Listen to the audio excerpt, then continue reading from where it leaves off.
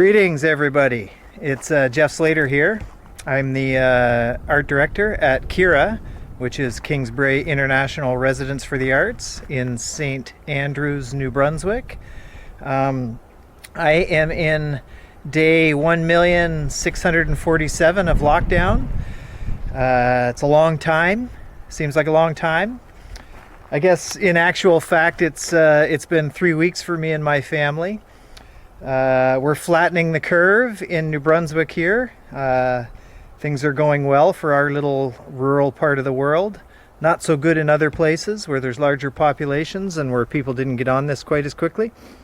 But it got me thinking. I got thinking, you know, what can anybody do from home, a child or an adult, that would, help pass the time productively? You know, the first thing that came to mind, obviously, is drawing in a sketchbook.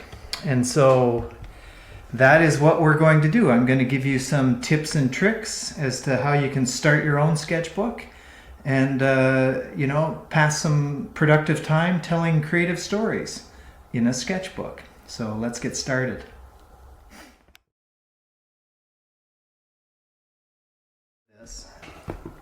The only supplies you need are a pencil and a piece of paper. Paper, pencil, that's it. Now you can get fancier than that if you want to keep a notebook, and you have a little notebook like this that even if it has lines in it, that can be a good sketchbook as well, because you can stick it in your pocket, you can take it anywhere. So then you just need, a little notebook and a pencil.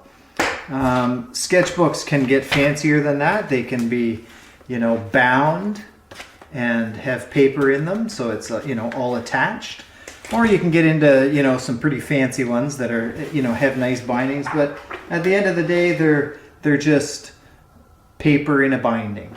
So it's just as simple as that: paper and a pencil. Paper and a pencil.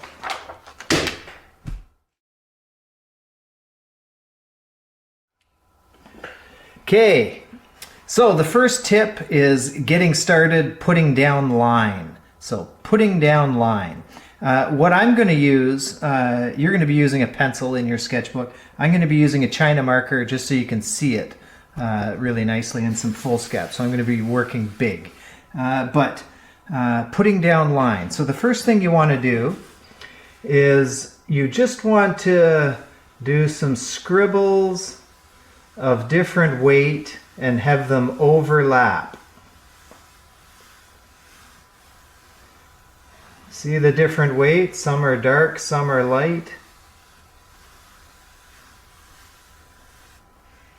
This allows you to start putting down line without thinking about it much, and get used to the different weight that you can apply just by applying pressure to your pencil. Then when you get enough line, you can practice maybe coloring some of these in. So you can make some of them very light, like that. Here's another light one. And you can make some of them nice and dark.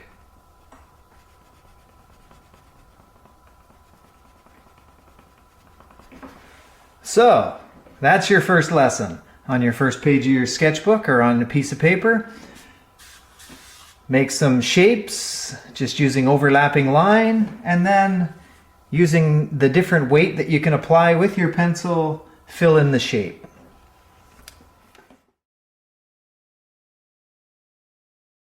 A grayscale is basically a gradation of light to dark that you can make with your pencil. So here's a grayscale. I'm applying a lot of pressure with squiggles, and I'm gradually letting it get lighter and lighter and lighter and lighter and lighter and lighter and lighter until we have nothing. Dark to light. So I want you to practice getting down a grayscale.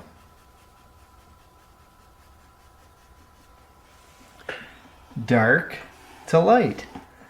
So practice your grayscale, and you'll notice that these two things connect. So what you have here is on the grayscale, some shading somewhere in here, and that's just by the pressure that you apply with your pencil. So you can use the darks and the lights of the grayscale to create gradations of light and dark. That's your second lesson.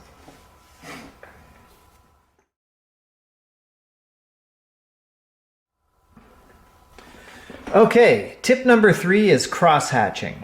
Cross-hatching simply means crossing line to create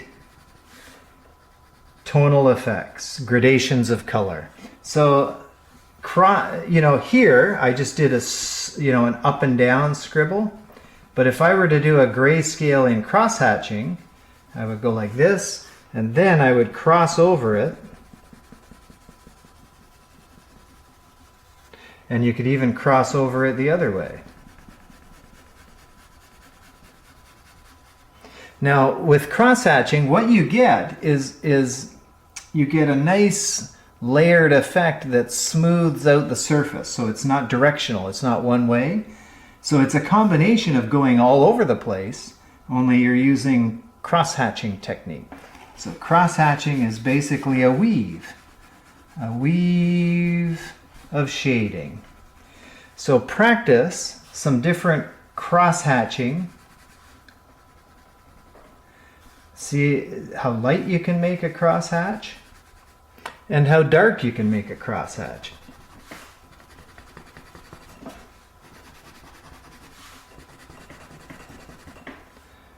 That's your third lesson.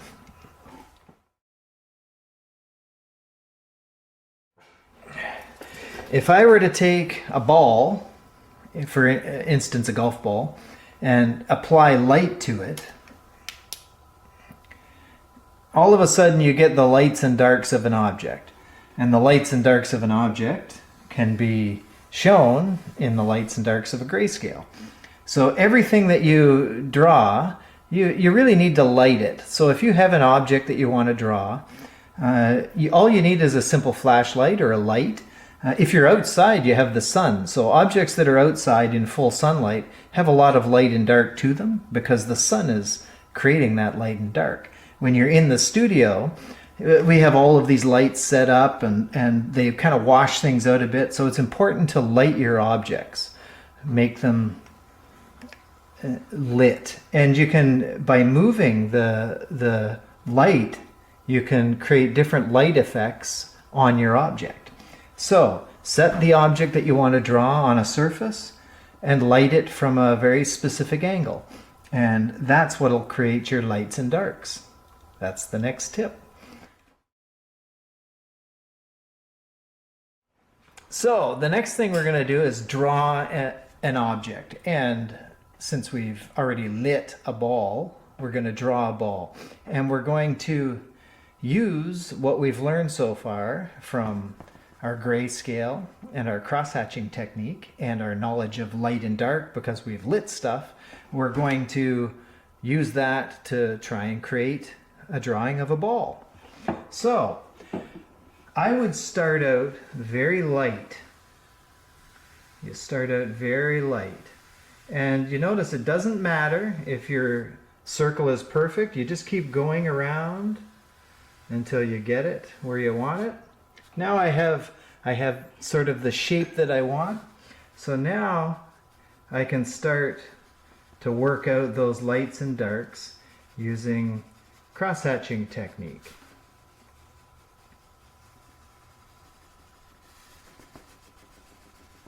And if you watch, I'm building it from light to dark. So gradually I can reshape this thing, this wonderful ball.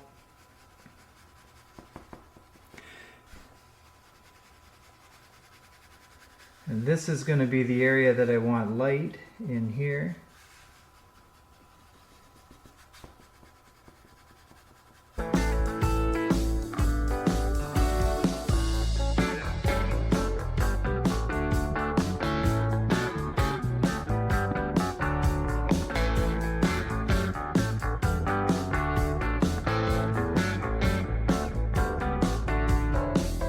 know, if you look close, I'm just scribbling.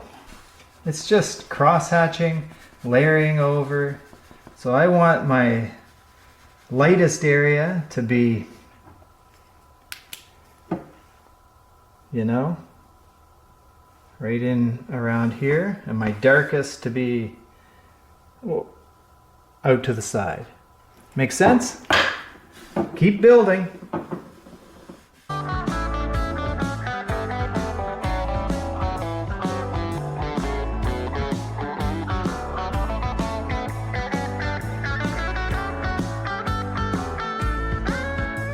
And really work up those lights and darks. Really try and get a nice dark shading, as dark as you can go. So if the grayscale were here,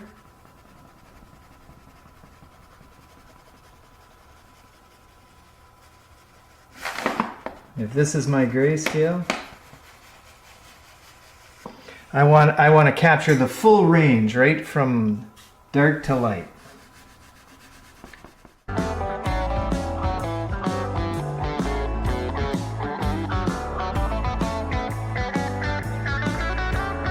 Now, don't forget the shadow.